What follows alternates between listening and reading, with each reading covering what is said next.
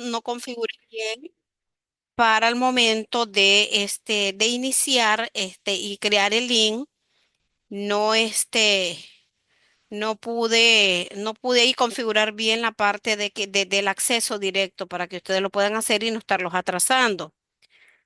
Pero bueno, ya estamos acá porque ahí, bueno, voy a ir viendo quién ahí va a estar ahí en sala esperando para poderles compartir aquí. Cualquier cosa ustedes me avisan. Ok, aquí estoy compartiendo. Ya les había explicado la semana pasada que íbamos a hacer cambios en cuanto a las unidades, el orden de las unidades a desarrollarse dentro de las planificadas y como parte del plan, ¿verdad? De derecho laboral, que dicho sea de paso, les cuento que ahorita hemos entrado en un proceso de actualización de los programas de estudios en virtud de requerimientos que el Consejo Nacional de Rectores nos han mandado a todas las universidades para poder agregar algunas asignaturas dentro del plan y esto automáticamente nos obliga también a nosotros, a pesar que hemos terminado este proceso en el mes de enero de este año de actualizarlo, tuvimos que hacer nuevos cambios. Ahorita en cuanto a las clases, ahorita vamos a revisar nuevamente las asignaturas porque hubieron clases que se fusionaron. Lo bueno es que ustedes, como ya están en un tercer año, en el caso particular no les va a afectar, en segundo año, perdón, no les va a afectar el hecho de que ya a ustedes se le aplica el plan con el que ingresaron. Pero sí lo que es, tendremos que ver cómo va a quedar la parte de laboral 2, porque se fusiona laboral uno y laboral 2 y queda uno solo para poder posterior a recibir la parte de seguridad social y la parte procesal laboral y de seguridad social, fusionando también Mercantil uno con Mercantil 2, fusionando lo que es el Derecho Procesal Civil 2 con el Derecho Procesal Civil 3. Solamente vamos a tener dos procesales. Vamos a agregar 4 niveles de inglés ahorita al plan de estudios de todas las carreras y entonces ahí, en virtud de eso y las otras dos asignaturas que ya habían requerido y que ya ejecutamos a través de los cursos de entidad y orgullo patrio y lo que es historia de Nicaragua, que son dos asignaturas más que todas las carreras o sí van a tener que tener dentro de su plan de estudio. Entonces ahí tenemos la parte de la afectación, significa que para derechos son 6 clases las que tienen que salir del programa, del plan, perdón, y dentro de ellas es una de las asignaturas, por ejemplo, derechos humanos, esa se elimina. Se elimina lo que es derecho aduanero y automáticamente de las 5 generales la que se elimina es liderazgo. Entonces, solamente para ponerles contexto de que el plan de estudios para los que ingresaron ya este año son los que se les va a aplicar el nuevo y los que vayan ingresando. En el caso de que por alguna razón ustedes se retiran y vuelvan a reingresar, lo más seguro es que se les actualice el plan que ahorita pues se está actualizando. Ya el día de hoy ya nos pasaron ya esos planes de cada una de las carreras con la parte de las modificaciones. En mi caso tuve que objetar varias para que no se me afectara y una de ellas fue redacción básica que considero necesario para ustedes en virtud de que en toda la carrera requerimos estar redactando documentos escritos, recursos, etcétera, y considero indispensable la redacción básica porque de entrada había sido una de las asignaturas que nos habían mutilado del plan de estudios, pero que logramos restablecerlo y en su lugar pues se elimina el liderazgo solamente como para informarle lo novedoso que tenemos de esta semana. Entonces, en la parte de los salarios, ahorita es una unidad que la teníamos Una para más consulta, adelante. profe. Dígame. ¿Esa reducción de clase hace más pequeño los años, el tiempo de la carrera o lo mantenemos igual? Se mantiene igual, el tiempo es el mismo, la duración es la misma. Ya lo único que hubo es que necesitábamos espacio.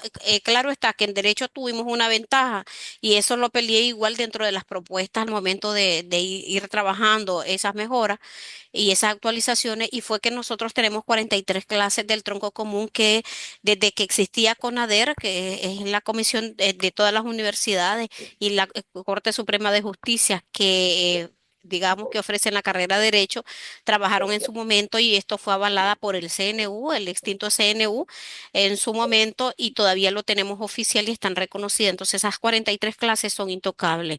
Entonces, ¿dónde se dieron las afectaciones del resto de asignaturas que ya las universidades de manera interna las tiene dentro del plan de estudio y esas solamente tratando también de no tocar aquellas asignaturas que son parte de los ejes transversales del plan de estrategia nacional que tenemos 2024-2026? Esas también no se podían tocar, como es lo que es derecho ambiental, como es el derecho género y poder, que son clases que quizás no tienen un prerequisito, pero están parte de los ejes. Cultura de paz que tampoco se puede tocar, cátedra Rubén Darío, porque igual están parte de los ejes. Pero la duración de la carrera es la misma. Si lo único que se hizo es liberar ese espacio para poder agregar esas 6 que se están incorporando al nuevo plan. Ya, Ok, pero por lo gracias. demás todo bien, ok. Entonces, vamos a ver si no hay preguntas al respecto. Lo que es la unidad de los salarios, en esta unidad el objetivo es poder conocer todas estas medidas de protección que tiene el salario mínimo y conocer también las diferentes formas de calcularlo. Dentro de los subcontenidos a desarrollar está la conceptualización de lo que es salario, los pagos o formas de salarios y medidas de protección. Y aquí abordamos la parte del 13º mes porque es parte del mismo. Continuamos después de la parte del salario como subtemas de estas unidades, lo que son las jornadas también, lo que son los séptimos días y lo que son las partes de feriados, porque todo esto genera pago y hay afectación, ya sea a aumento o disminución en cuanto al pago del mismo. Entonces están dentro del contenido de salario. Esta la vamos a ver posiblemente en unas 2 sesiones o 3, según sea el caso, para poder ir viendo los diferentes factores. A ver, ¿a quién tenemos en espera? Ahí está Johnny. Ok. Entonces, aquí, ¿qué podemos decir? Vamos a ver el día de hoy lo que es la parte teórica e irla abordando de manera rapidita para poder ir viendo también al mismo tiempo la parte práctica que de salario necesito que ustedes conozcan. Entonces, aquí podemos ver en cuanto a la definición de lo que de lo que es el salario. Tenemos que, según hay varios articulados que lo regulan. Aquí ustedes pueden ver, por ejemplo, el artículo 81 de la Constitución Política refiere la retribución que paga el empleador al trabajador en virtud del contrato de trabajo o una relación laboral. En último caso, cualquier tipo de prestación que una persona que está subordinada a un empleador preste genera pago de salario como tal.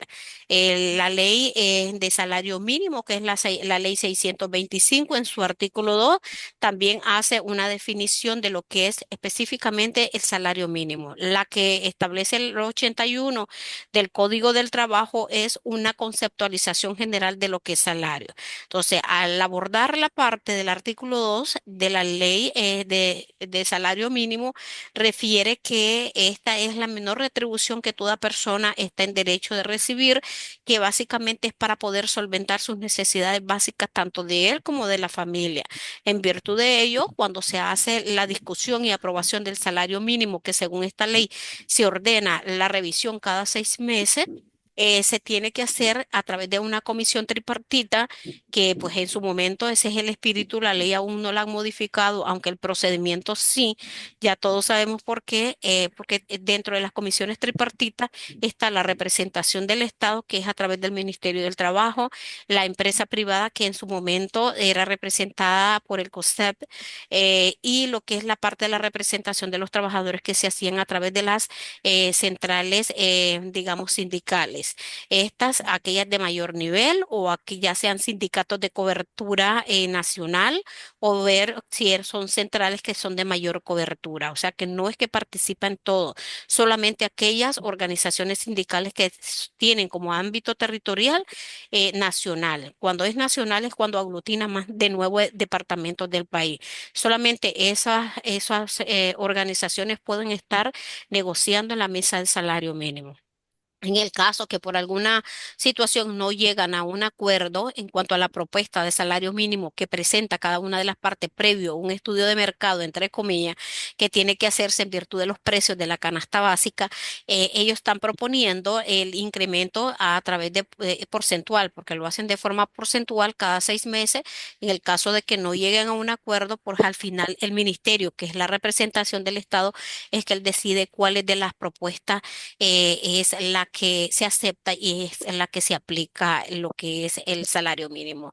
Sabemos que tenemos un fenómeno desde hace 2 años que ya no se hace las negociaciones cada 6 meses, sino que se reúnen de manera anual y ya establecen el incremento en cada 6 meses, ¿verdad? Cada periodo. Entonces, eso es lo que tenemos en cuanto al salario mínimo. Entonces, ¿cómo podemos aquí diferenciar?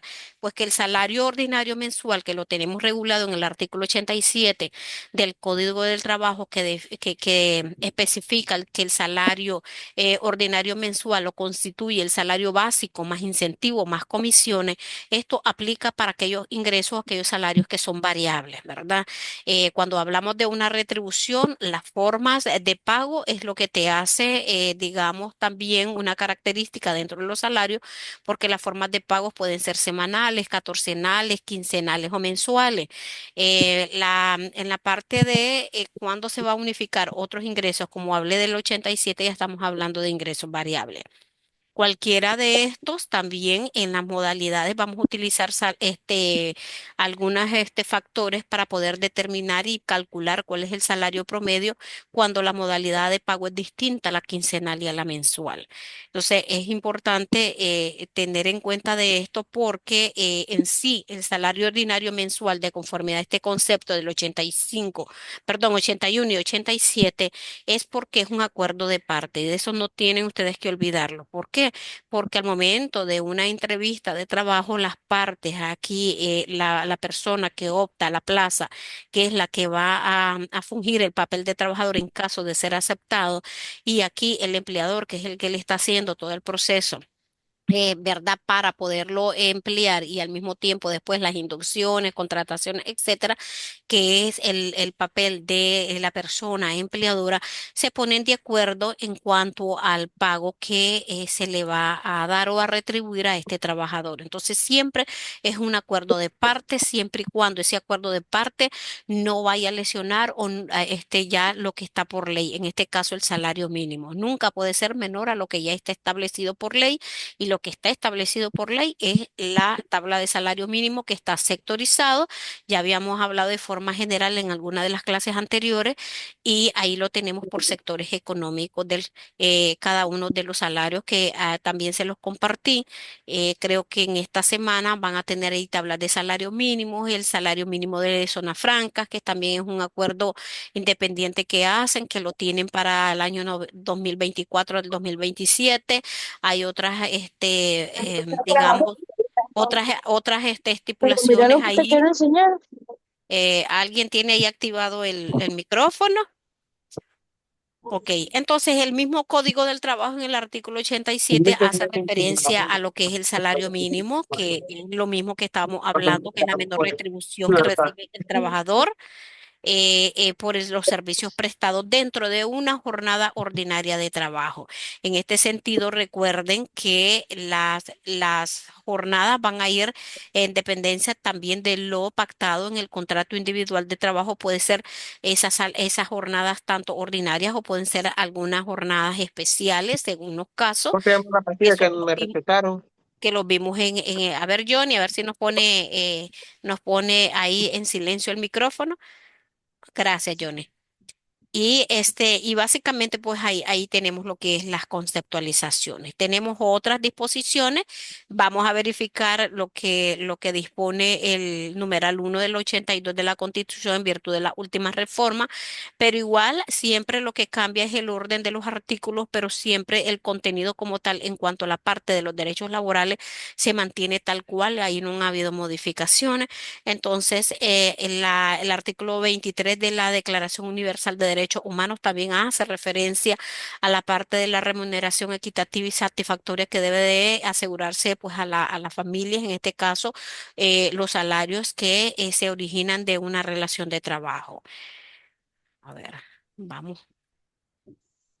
tenemos aquí, hay ciertos digamos, disposiciones que sirven para poder complementar las conceptualizaciones que tenemos en materia de trabajo.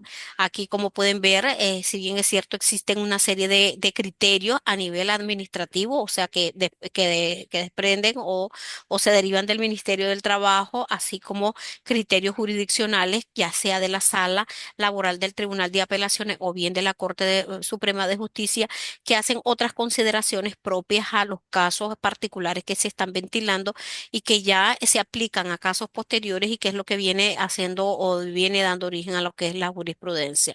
Y hacen al mismo tiempo y en virtud de eso el criterio de que hay vínculos directos digamos, recíprocos entre la dependencia de un trabajador y un empleador, porque si bien es cierto, son ambos sujetos de la relación laboral, pero los vimos como parte de las características que ambos se generan beneficio de la relación de trabajo.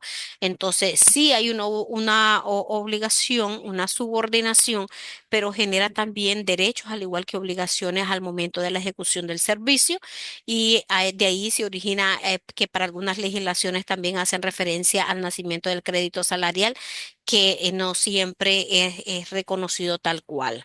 ¿Por qué? Porque a veces hacemos funciones más allá de las establecidas y de las que hemos acordado en un contrato individual, pero que no son remuneradas como tal. Entonces, simplemente con la nueva mentalidad de que en la área, el personal que está ubicado en cada área debe de manejar el quehacer y las tareas de forma general de todo el personal que está ahí, porque en el caso de la ausencia o interrupción temporal de la ejecución de ese contrato, de una o dos personas de esa área, el resto pueda asumir las responsabilidades que tiene y esto significa optimizar recursos porque no van a requerir contratar a otra persona para que cubra ese periodo de tiempo o de suspensión del contrato individual. Entonces lo ejecutan las mismas personas y ahí tenemos pues problemas porque no se está cumpliendo con lo pactado en el contrato individual y consecuentemente a veces causa perjuicio al trabajador porque por algún error, por alguna omisión que cometa realizando funciones que no les corresponden, a veces pues hay llamados de atenciones e incluso cancelaciones de contratos por ese tipo pues de situaciones. Aquí tenemos los tipos de salario que tenemos es la parte de la retribución, que es lo que tenemos como básico por el tiempo en que el trabajador está a disposición, que es el tiempo mínimo, que es el tiempo que se dispone según la jornada ordinaria de trabajo. También vienen lo que son en especie que consisten en otros derechos que se le reconocen o remuneración a los trabajadores como son viáticos o como son complementos salariales, como puede ser incentivos, etcétera, ya sea en la parte, recuerden, de lo que tenemos nosotros conocido como beneficio, son viáticos de alimentación y son viáticos de transporte, que si bien es cierto, lo recibe el trabajador, pero no son parte del salario ordinario, pero son parte de las remuneraciones que se hacen en un periodo de tiempo. Si usted los trabajó, si usted se lo ganó en una quincena, ahí se reconoce, pero puede ser que en la siguiente quincena no genere ese ingreso adicional. O en algunas empresas, para no incluirlos en las nóminas, no, eso lo sacan de caja chica y simplemente no lo reportan dentro de las mismas porque todo este tipo de ingresos son con retenciones de ley. Entonces, como en la parte de un bono, la parte de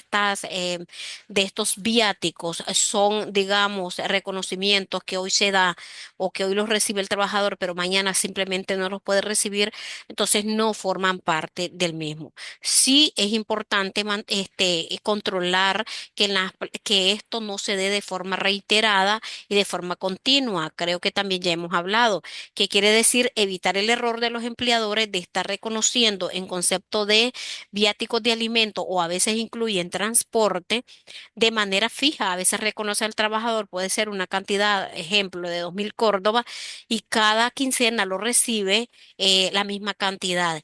A veces los trabajadores están de subsidio, a veces el trabajador está de reposo, a veces el trabajador se va de vacaciones, a veces el trabajador es suspendido por medidas disciplinarias y en todos esos escenarios no hay ninguna afectación en cuanto al pago de estos viáticos y lo sigue recibiendo el trabajador. Cuando es así, entonces parte de su salario, porque recuerden que la alimentación solamente sí o sí te lo ganaste porque trabajaste, ya sea que fue antes de las 6 de la mañana desayuno, después de las 8 de la noche ya tenemos la parte de la cena o de las 6. Muchos lo están implementando que después de las 6 ya hay viáticos de alimentación y por tanto también te reconocen si te vas a movilizar de un lugar a otro, de una plaza a otra, o porque trabajaste tan tarde, te reconocen el transporte, pero eso sí lo trabajaste. Si no lo trabajaste, es lógico está que no recibís eso. Entonces, pero para algunos empleadores no llevan ese control y lo reconocen de manera fija, si trabaje o no lo trabaje. Entonces, ahí es donde hay que ser muy cuidadoso. No hay que hacer cosas buenas porque al final después en cuestiones de trabajo esto es malo. Los prestacionados, que estos incluyen a veces pagos adelantados de vacaciones, pueden incluir, permitan que vamos a darle pase, alguien están esperando ahí. Ok, y tenemos el adelanto o sea, pago de prestaciones sociales de forma prestacionada. Recuerden, antes teníamos un criterio jurisdiccional que se decía que el que paga mal paga doble. ¿Qué significa eso? De que si el empleador procedía de forma unilateral a pagar de forma prestacionada o proporcional lo que es vacaciones y el 13º mes, una vez que finaliza la relación laboral, ¿qué pasa? De que si el trabajador lo exige, lo exigía, permítanme. Rodolfo, no hablé que estoy en clase. Ay, perdón, tengo que callar a todo el mundo porque aquí también donde estoy, chicos, hay bastante interferencias y yo sé que ustedes oyen todo esto y eso es la parte pues negativa que tenemos a veces de la virtualidad, que no estamos aislados. Y bueno, en la parte de esto, ¿cuál era el criterio antes? Que si pagaba vacaciones, si pagaba 13º mes adelantado, así, tal cual lo pueden leer ahí. Entonces, el criterio de la sala era de que si pagabas mal, pagabas doble. Hoy por hoy no. Si se logra demostrar, en este caso el empleador logra demostrar que si bien es cierto, lo pagó mal porque lo pagó fuera del tiempo establecido, pero que pagó de forma correcta esas prestaciones, pues no se les manda a pagar nuevamente la misma. Entonces, eso ha variado en cuanto al tiempo, todos esos criterios que tenemos hoy por hoy.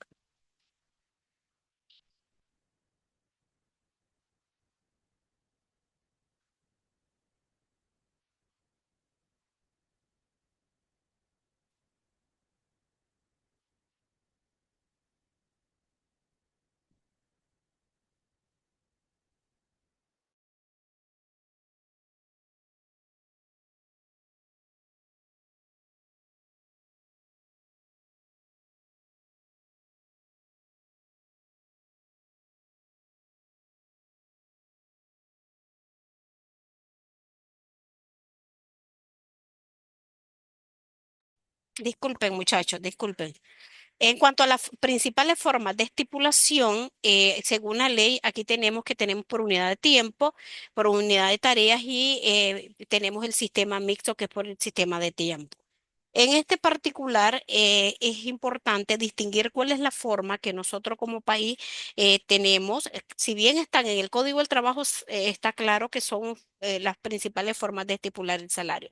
Pero existe una que es la más común que tenemos, digamos, aplicadas en toda relación de trabajo. Y en primer lugar tenemos que cuando estamos hablando que es por unidad de tiempo, todo esto lo tienen en el artículo 83 del Código del Trabajo. Déjenme voy a admitir a los muchachos que están ahí en sala. Perfecto. Recuerden poner por favor sus nombres y su apellido en el chat para que me quede la asistencia. Yo después lo exporto de aquí de la sesión y actualizo en la carpeta las asistencias de ustedes. Entonces, estoy siempre, miro que las veces que nosotros ingresamos, me voy siempre por la primera, en la primera sesión y ahí los que se pusieron su presente, porque sé que muchos pueden estar en la primera, digamos, en los primeros 45 minutos, pero después no pueden entrar o tienen otras ocupaciones, ya no entran ni a la segunda o el tercer tiempo. Entonces, casi siempre me voy con la primera. Solo caso excepcional, aquel que ingrese tarde y no se anotó en la primera y ya estamos en la segunda ronda, igual yo siempre trato de verificar quién estuvo en la primera o en la segunda para no dejarlo ausente en la asistencia. Entonces, cuando estamos hablando de la unidad de tiempo, básicamente es cuando se tiene en cuenta el trabajo realizado en determinado número de horas o de días sin digamos, sin estimación de sus resultados. O sea, los resultados no importa, sino el trabajo, el tiempo que se empleó para la ejecución de ese trabajo o la prestación de ese servicio.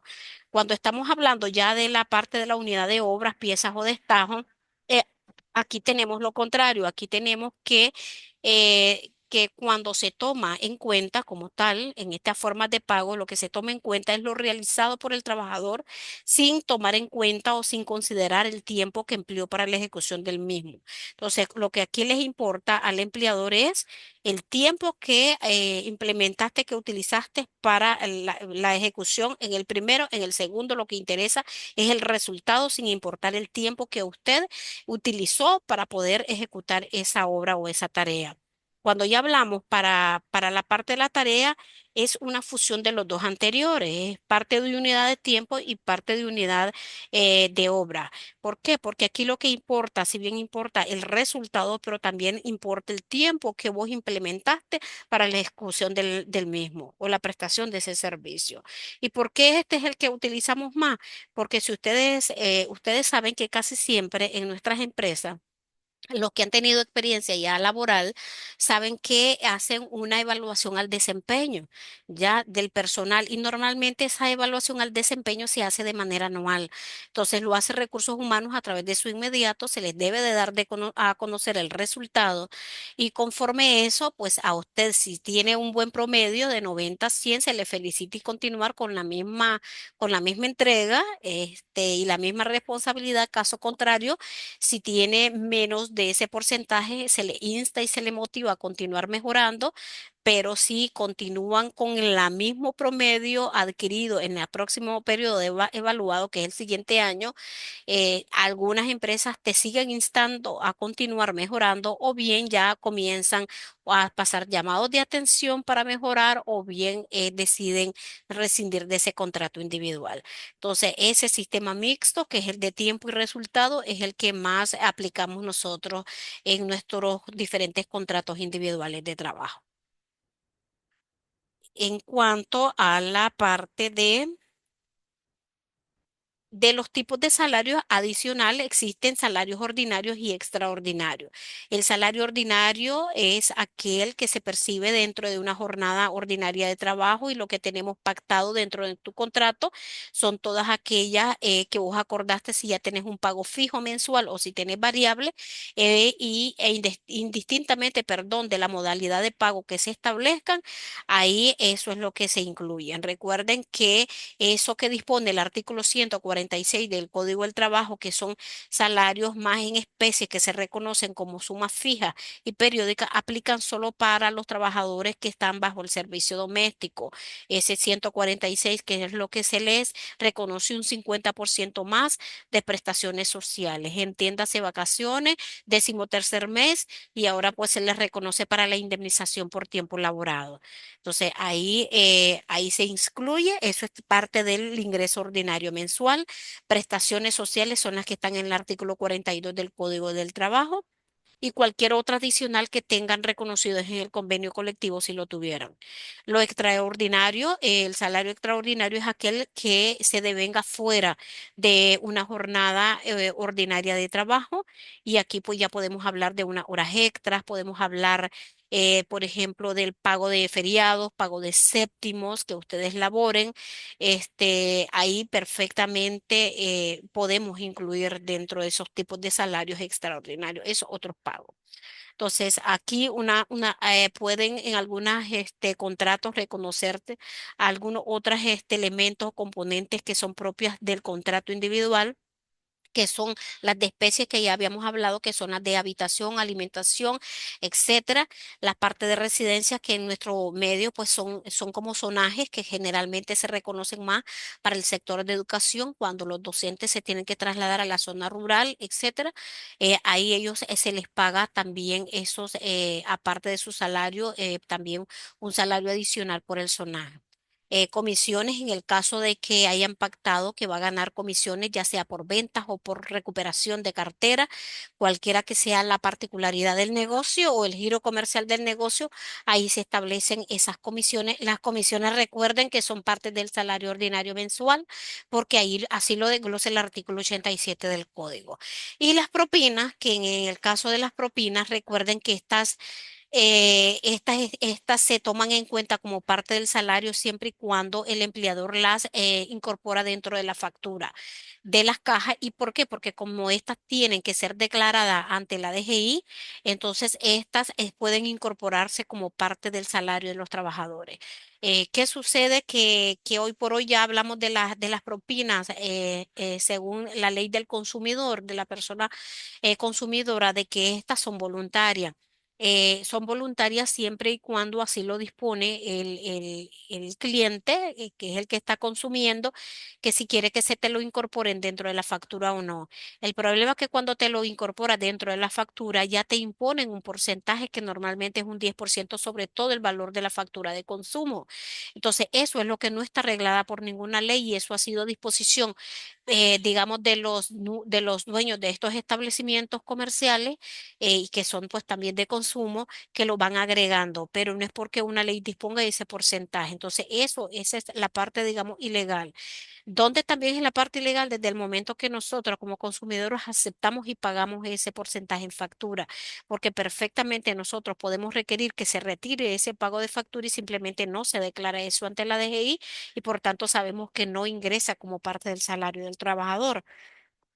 Aquí vamos todos en cuanto al sentido de que si yo estoy conforme con el servicio que me están brindando, yo lo doy y caso contrario, prefieren mucho dárselo de forma directa a los meseros que lo atendieron. Pero ya ese es otro punto en discusión, ¿verdad? Aquí lo establece como parte, digamos, de las propinas que están incorporadas dentro de las facturas como tal, pero sin hablar de porcentajes específicos. Aquí tenemos otras que son personales que recuerden que las anteriores estamos hablando que es por su naturaleza. Este componente en cuanto a los personales tiene que ver si la empresa reconoce la antigüedad. Recuerden que esta no es una obligación de los empleadores reconocerlas y pagarlas.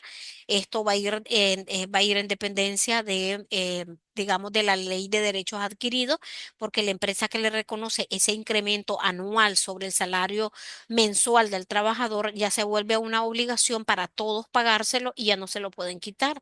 Entonces, la antigüedad es ese porcentaje de incremento que se les da. Entonces, estos son meramente personales y a veces pues lo van, digamos, implementando más las empresas privadas. Lo que es las empresas del Estado, si no me equivoco, los reconoce, siempre lo han hecho y lo van pagando, de forma anual van haciendo ese incremento por antigüedad, porque ese se reconoce durante el tiempo que el trabajador es activo. Por el puesto de trabajo, en este particular, tenemos que sí, por el mismo, por la naturaleza, porque manipula químicos, porque trabaja con herramientas, porque, por ejemplo, en el sector construcción que también genera riesgo para el trabajador por el tipo de labor que está ejecutando, etcétera, requieren de otros pagos adicionales. Por ejemplo, hay unos que tienen su seguro de vida, que indistintamente que tengan el seguro integral, la atención que le recibe de parte del INSS, pero también pueden tener otro tipo de seguros por riesgo o por nocturnidad según sea el caso y según sean las políticas de la empresa también. Entonces, Entonces, la cantidad o calidad de trabajo, ahí tiene que ver la parte de los incentivos, pero recuerden que hoy por hoy muchas empresas no los quieren plasmar como un incentivo porque los incentivos son parte del salario ordinario mensual de un trabajador. Entonces, a veces le ponen otro nombre y otro apellido dentro de la parte contable para poderlo justificar y por tanto también dentro de las planillas. Y en los vencimientos de periodos que pueden ser por bonos, participaciones, utilidad, cualquier otra bonificación adicional que recibe el trabajador, también como algo que al final viene siendo interpretado como un incentivo también.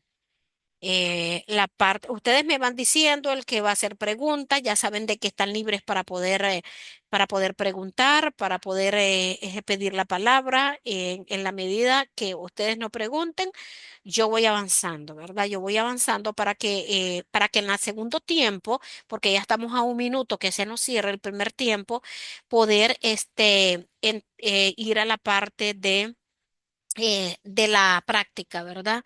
Ahí ya tenemos ahí una hoja de Excel para poder ir trabajando lo que son los salarios diarios en las diferentes formas de pago y vamos a ver la parte también de los